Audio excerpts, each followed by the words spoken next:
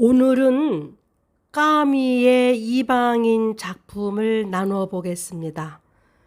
까미는 1913년 1월 17일에 알제리 몽디비에서 태어났습니다. 프랑스의 식민지였던 알제리에서 프랑스인이었던 아버지와 어머니 사이에서 태어났습니다. 아버지는 1914년 제1차 세계대전에서 전사하였습니다. 아버지를 잃은 까미는 청각장애인 어머니 웰무니와 함께 프랑스의 식민지인 알제리에서 지독하게 가난한 어린 시절을 보냈습니다. 초등학교 때 제르맹이라는 선생님에게 커다란 가르침을 받았고 고학으로 알제리 대학교 철학과에 다녔습니다. 거기에서 그리니에 교수에게서 커다란 철학적 가르침을 받았습니다. 어렸을 때 축구 운동화가 다를까봐 벗고서 축구 운동을 하였고 주로 축구 운동화가 다를까봐 골키퍼를 하였습니다.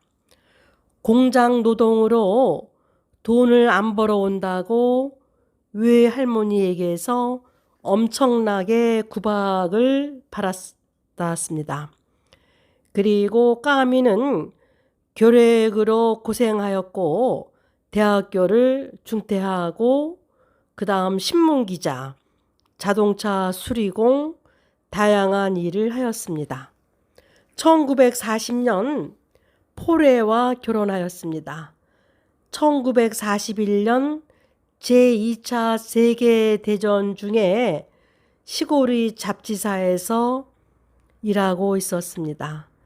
이곳에서 까미는 첫 소설인 이방인을 저술하였고 본격적으로 작가 생활을 합니다.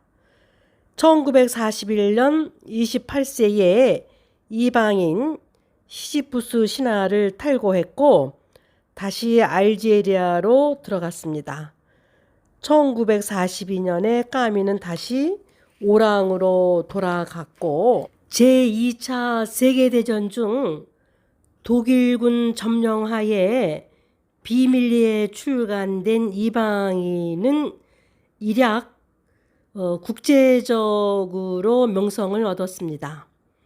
모든 것을 거부하고 사형을 받아들인 이방인의 메르소는 까미가 창조한 부조리 인간의 전형입니다. 1957년 까미의 이방인 등 작품으로 최연소 노벨상을 받았습니다. 1960년 교통사고로 까미는 죽었고 까미의 이방인은 1부와 2부로 구성되었으며 지금부터 줄거리를 나눠보겠습니다. 이방인은 스트레인저, 낯선 사람입니다. 자기 자신과도 낯설고 상황에도 낯설고 상식적인 사람이 아닙니다. 오늘 엄마가 죽었다고 양로원에서 연락이 왔다. 오늘 죽었는지 그 전에 죽었는지는 모른다. 엄마가 죽었다는 사실이 중요한 것이다. 사장에게 이틀간의 휴가를 얻고서 알제리에 있는 요양병원으로 갔다. 요양병원으로 가는 버스에 올라타고서 버스에서 옆 사람에 기대어 잠을 잤다. 양로원의 원장이 어머니의 관내에 대해서 이야기를 했고 어머니를 보고 싶으면 지금도 관을 열어주겠다고 한다. 메르소는 어머니를 안 보겠다고 한다. 어머니 관 옆에서 커피를 마시고 담배를 피웠다. 장례식장에서는 관을 열고 어머니를 보고 싶지 않다고 했다. 메르소는 장례식이 끝난 뒤 집에 와서 해변가로 갔다. 거기에서 회사에서 함께 근무했던 마리라는 여자를 만나고 저녁에는 영화 구경을 함께 갔다. 마리와 메르소의 집에서 밤을 함께 보낸 뒤 마리는 가고 메르소는 집의 발코니에서 바깥 구경을 하고 있었다. 그렇게 어머니 장례식을 끝내고 월요일 회사에 출근했다. 하루의 일과를 끝내고 집으로 돌아오는 중 집의 복도에서 이웃에 사는 건달같이 사는 여자를 뜯어먹는 레이몽을 만났다. 레이몽이 자기의 집에서 함께 차 한잔 하자고 하여 따라갔다. 레이몽이 자신이 생활비를 대주는 여자가 있다고 했다. 그 여자에게 줄 편지를 부탁하며 써달라고 하였다. 메르소는 편지를 써주고 그리고 집으로 왔다. 토요일 마리가 메르소의 집으로 찾아와서 갈대가 우거진 바닷가로 마리와 함께 나갔다가 돌아왔다. 이웃집에 사는 레이몽의 집에서 레이몽이 여자를 때리는 소리가 들려왔다. 경찰이 와서 소란을 진정하고 레이몽을 훈계했다. 마리가 간 뒤에 낮잠을 잤다. 조금 후에 레이몽이 나의 집에 찾아왔다.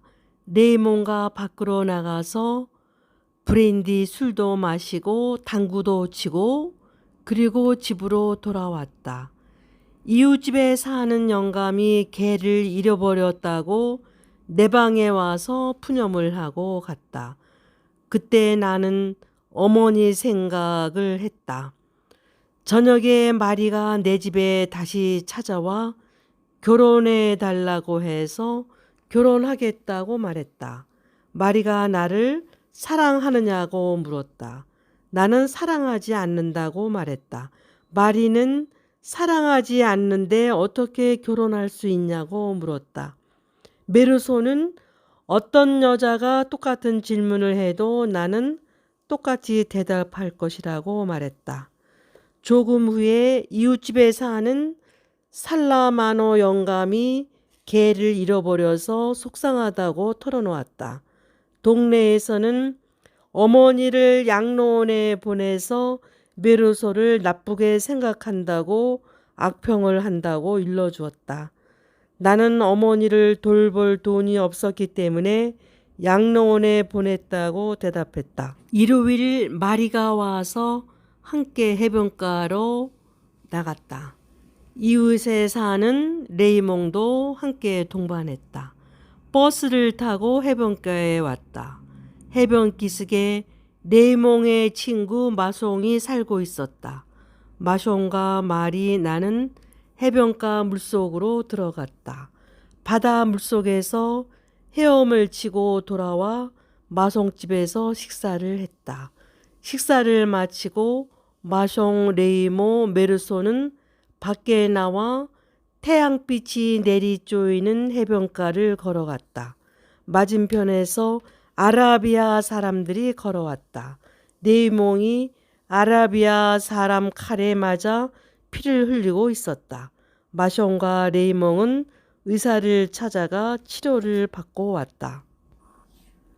붕대를 한 레이몽은 밖의 해변가로 걸어 나갔다. 바닷가 끝까지 걸어가서 아라비아 사람들을 다시 만났다. 레이몽이 아라비아 사람들을 총으로 쏠까봐 총을 메르소가 받았다. 더위는 무더웠고 하늘에서 쏟아지는 햇볕 아래서 서 있기도 괴로운 일이었다. 메르소는 해변가를 오랫동안 걸었다. 다시 그늘을 찾아 바위 아래 샘물로 갔다. 샘물에는 아라비아 사람이 들어 누워 있었다. 아라비아 남자가 주머니에서 칼을 꺼내 들었다. 메르소는 어머니 장례식 날과 똑같은 태양빛을 받고 있었다. 메르소는 햇빛이 너무 뜨겁고 괴로워 총에 방해쇠를 한 번 쏘고 그 위에 4번이나 더 당겼다. 메르소는 경찰에 체포되었다.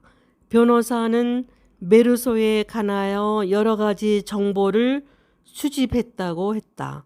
어머니 장례식 날 울지도 않고 어머니 시신도 안 보았고 냉정한 태도를 보였다는 것이다. 양로원의 원장과 사무원들을 불러 증인으로 나선다는 것이다. 그러면 메르소가 불리하다는 것이었다. 조금 후 판사 앞으로 이끌려 나갔다. 어머니를 사랑하느냐고 판사가 물었다. 나는 어머니를 다른 사람과 마찬가지로 사랑한다고 말했다. 판사는 하느님을 믿느냐고 물었다. 11개월 동안 계속된 예심을 끝내고 판사에게 반기독자라는 말을 들었다. 그리고 다시 형무소로 돌아왔다. 형무소 감옥에서 마리가 면회를 왔다. 이제부터 마리가 아내가 아니라 면회를 올 수 없다고 한다. 감옥에서 메르소는 자유 없는 생활이 힘들었다. 시간이 가면서 이 생활도 점점 익숙해졌다. 정력도 담배도 참는 것이 힘들었으나 차츰 익숙해지고 옛날의 추억거리를 되새기면서 불편 없이 감옥에서 지내고 있었다. 시간이 흘러 재판장에 섰다.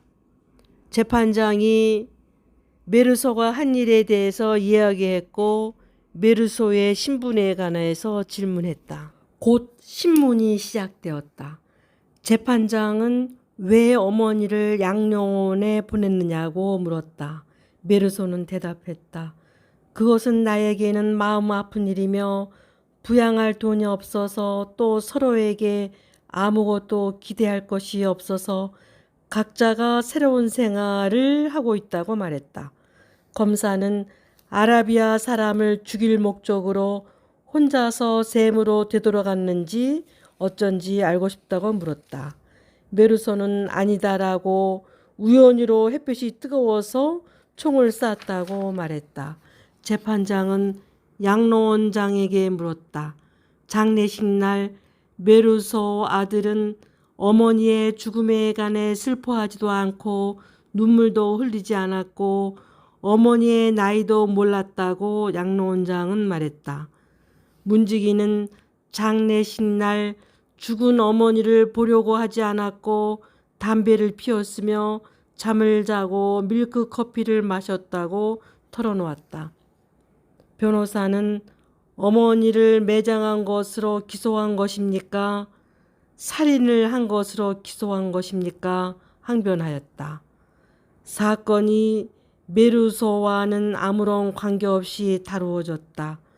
메르소는 참여도 안 시키고 의견을 물어보지도 않은 채 나의 운명이 결정되었다. 나는 태양 때문에 아라비아인을 죽였다고 말했으나 검사는 사형을 언도했다. 메르소는 형무소 소속 신부의 3번째 면회를 거절했다. 신부가 하나님 아버지라고 부르라고 하였다. 메르소는 화가 나서 하나님이 아버지가 아니라고 하였다.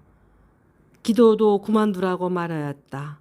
신부가 나간 뒤 메르소의 마음은 다시 가라앉았다. 나는 기운이 없어 자리 위에 몸을 던졌다. 그리고는 잠이 들었던 모양이다. 왜냐하면 눈을 뜨자 별들이 보였기 때문이다. 야외의 소리들이 나에게까지 올라왔다. 밤 냄새, 소금 냄새가 간자놀이를 시원하게 해주었다. 잠든 여름의 그 희한한 평화가 조수처럼 내 속으로 흘러들었다. 그때 한밤 끝의 사이렌이 울렸다. 그것은 이제 나에게 영원히 관계없는 세계로의 출발을 알리고 있는 것이었다. 참으로 오래간만에 처음으로 나는 어머니를 생각했다. 만년에 왜 어머니가 약혼자를 가졌었는지, 왜 생애를 다시 꾸며보려는 노름을 했는지 나는 알 수 있을 듯 했다. 그곳 생명들이 꺼져가는 그 양로원 근처에서도 저녁은 서글픈 휴식 시간 같았었다. 그처럼 죽음 가까이에서 어머니는 해방감을 느끼며 모든 것을 다시 살아볼 수 있으리라는 생각이 들었다. 마치 그 커다란 분노가 나의 괴로움을 씻어주고 희망을 거두어 간 것처럼 표적들이 별들이 드리운 밤을 접하며 나는 처음으로 세계의 다정스러운 무관심의 마음을 열고 있었던 것이다.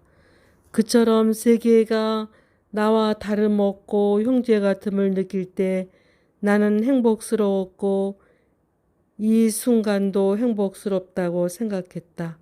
모든 것이 이룩되고 내가 외롭지 않다는 것을 느끼기 위해서 나에게 남은 소원은 다만 내가 사형 집행을 받는 날 많은 구경꾼이 증오와 함성으로써 나를 맞아주었으면 하는 바람뿐이랴.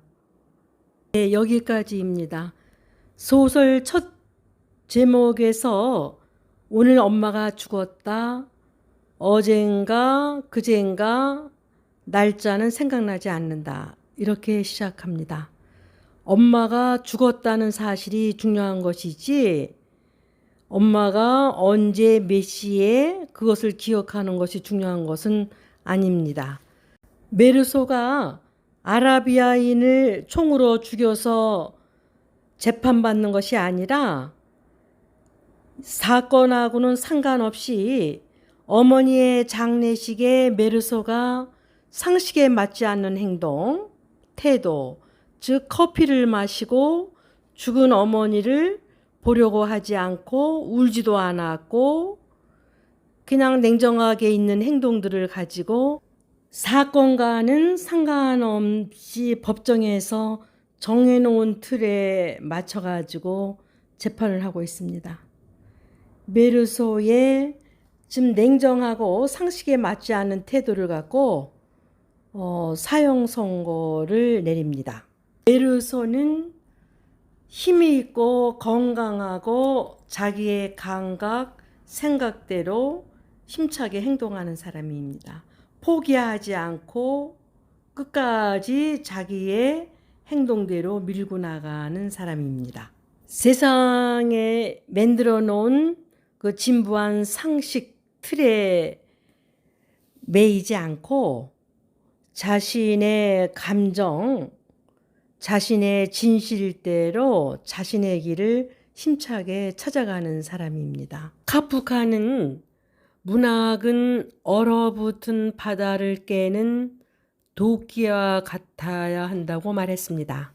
까미는 다이아몬드 같이 광채가 나고 암시를 담고 있는 절제된 문장을 강조했습니다.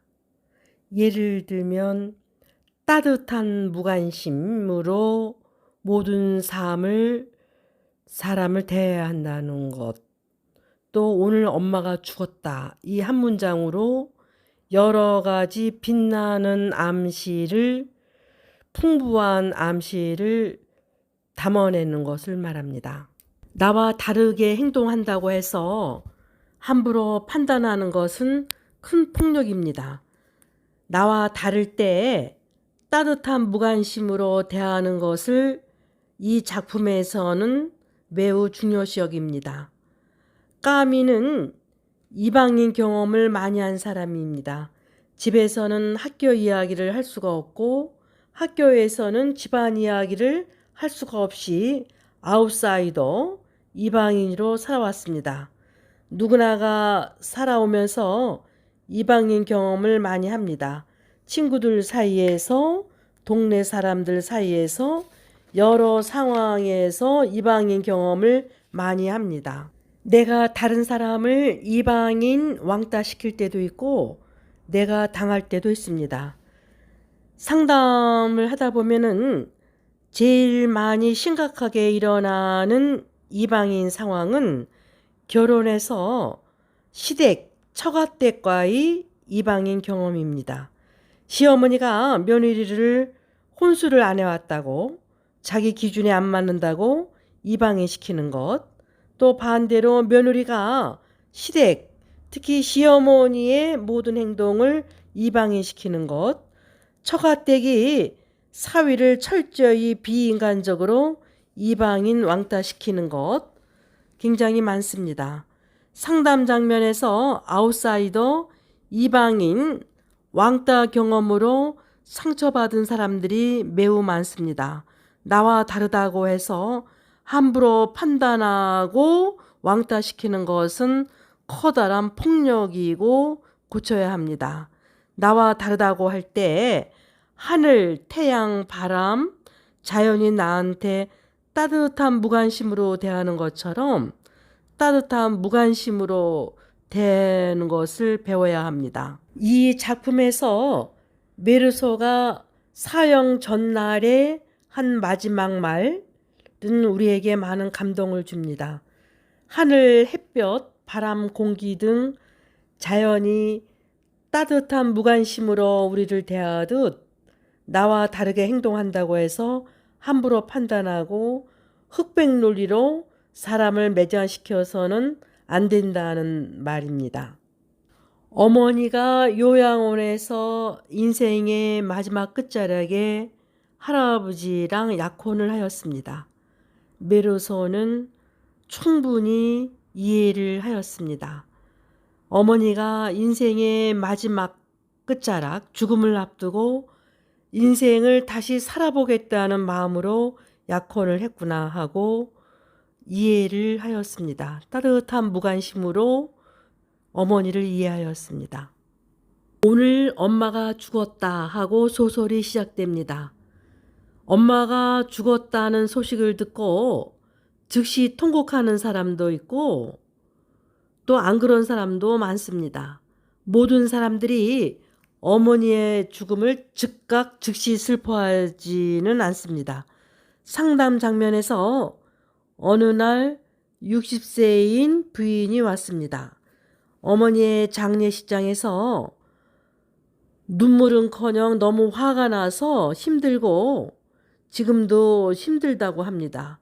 제일 힘든 것은 고등학교 때 공부하고 늦게 오면 공부하고 늦게 온다고 집에 일찍 와서 일 안 한다고 어머니가 책을 내다 버린 일이 떠오르고 또 오빠 남동생들만 다 대학까지 보내고 나는 대학을 커녕 일만 시키고 공부하면은 싫어하는 모습, 어머니에 대한 분노, 적개심이 지금도 너무너무 올라와서 힘들다고 합니다. 친손주들, 오빠 남동생네 애들은 나 죽으면은 돈 못 준다고 미리 대학교 등록금까지 몇천만 원씩 다 미리 주고 우리 애들은 고등학생인데도 전혀 무관심하고 등록금커녕 야단만 치던 모습,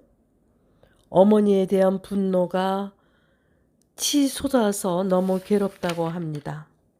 몸이 아프거나 무슨 일이 있으면은 결혼한 나한테도 평생 전화하고 어머니를 돌보게 하고 아들들한테는 머리 아프다고 전혀 일도 안 시키던 일, 겉으로는 어머니한테 효녀인 것처럼 했지만 속으로는 어머니에 대한 분노가 너무너무 컸습니다. 이렇게 어머니가 죽었다고 해서 모두가 즉각 슬퍼하고 그러지는 않습니다. 두고두고 슬퍼하는 사람도 있고 슬픔은커녕 어머니에 대한 복수심에 불타고 있는 사람도 있습니다. 장례식 날 어머니가 돌아가셨다고 울지 않는다고 커피 마셨다고 사형 선고까지 내리는 법정, 또 회개하라고 기도하라고 하는 종교 신부, 전부 다가 다 자기 편에서 판단하고 오만한 태도로 이방인 행동을 하는 것입니다. 나와 다르다고 할 때 따뜻한 무관심으로 대하는 것이 중요합니다. 공감, 사랑은커녕 따뜻한 무관심으로 그 자리에서 바라보고 따뜻한 무관심으로 대하는 것을 우리는 배워야 합니다. 며느리가 대학원 공부한다고 시부모가, 특히 시어머니가 엄청 폭력적으로 대하고 이혼하라고 하는 시어머니도 있습니다. 자기 딸들은 다 초등학교만 나오고 그냥 막일하고 사는데 공부하는 며느리가 들어와서 너무너무 화가 나가지고 며느리한테 호적배고 이혼하라고 하는 시어머니도 있습니다. 또 사위가 너무 똑똑하니까 장인이 하인처럼 내리 누르고 부하처럼 내리 누르는 장인 어른도 있습니다. 그 사위는 백년손님이라고 하는데 백년손님은커녕 요즘은 처가댁에서 사위의 알기를 하인 취급하는 처가댁도 있습니다. 지금 시대에는 어마어마하게 옛날하고 다르게 변화하고 있습니다. 엄마가 죽었다는 소식을 듣고 즉각 애도하는 사람도 있고 두고두고 애도하고 슬퍼하는 사람도 있고 분노, 적개심이 올라오는 사람도 있고 다 사람은 다릅니다. 그럴 때마다 나와 다르다고 해서 판단하는 것은 커다란 폭력입니다. 누구나가 인생 살면서 이방인 경험을 많이 할 때가 있습니다. 그럴 때 함부로 판단하지 않는 것이 중요합니다. 저는 친정어머니가 돌아가셨을 때 즉시 울음 통곡이 안 나왔습니다. 또 이렇게 갑자기 돌아가시리라고는 생각하지 않았습니다. 또 장례식을 무사히 치를 수 있을까? 앞으로 어머니 없이 나는 어떻게 살까? 여러 가지 마음이 떠올라서 마음이 얼어붙었습니다. 저희 친정어머니는 자궁암 4기 진단을 받고 그리고 방광암으로 전이가 돼서 돌아가셨습니다. 제가 대학원 들어갈 때 석사과정 때 자궁암 4기였었는데 그 몸을 가지시고 우리 두 아들들을 돌봤습니다.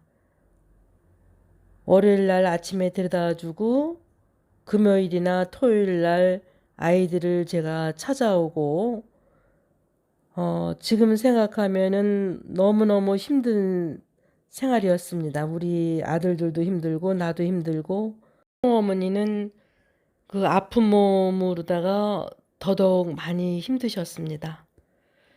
그리고 박사 받고 다시 또 일하면서 바쁘니까는 또 어머니를 그렇게 많이 챙겨드리고 보살펴드리지 못했습니다. 오히려 어머니한테 많은 도움을 받았습니다. 실제로 어머니가 돌아가셨을 때 저는 땅이 흔들려서 굉장히 어지러웠습니다. 땅을 제대로 밟고 걸을 수가 없었습니다. 그래서 제대로 걷지 못하였을 때도 있고 또 어머니에 대한 죄책감으로 하늘을 못 쳐다보고 나는 죄인이라고 살았던 적도 있습니다. 나의 인생에서 어머니를 빼고는 내 인생을 말할 수가 없습니다. 누구나가 어머니의 존재는 어떤 모습이든지 막대하게 영향을 미칩니다. 긍정적이든 부정적이든 영향을 미칩니다. 저희 친정어머니는 평생 그 선한 모습으로 자식들을 위해서 그 헌신하게 살아오셨습니다. 헌신으로 살아오셨습니다. 저도 어머니로서 저희 친정어머니의 조금이라도 닮아서 선하고 헌신적으로 살려고 노력합니다. 오늘 이방인 작품을 한번 나누어 봤습니다. 모든 사람들은 다 이방인입니다. 나와 다르게 행동한다 그래서 함부로 사람을 판단하고 오만한 태도로 폭력을 행사해서는 안 됩니다. 그 자리에서 따뜻한 다정한 무관심으로 대하는 것이 중요합니다. 우리한테 생각할 거리를 많이 주는 훌륭한 작품, 노벨상을 탄 작품입니다. 여러분들도 시간을 내서 한번 읽어보세요. 그러면은 많은 도움을 주고 어머니의 존재에 대해서 다시 한번 또 생각을 하게 합니다. 네, 오늘은 여기까지입니다.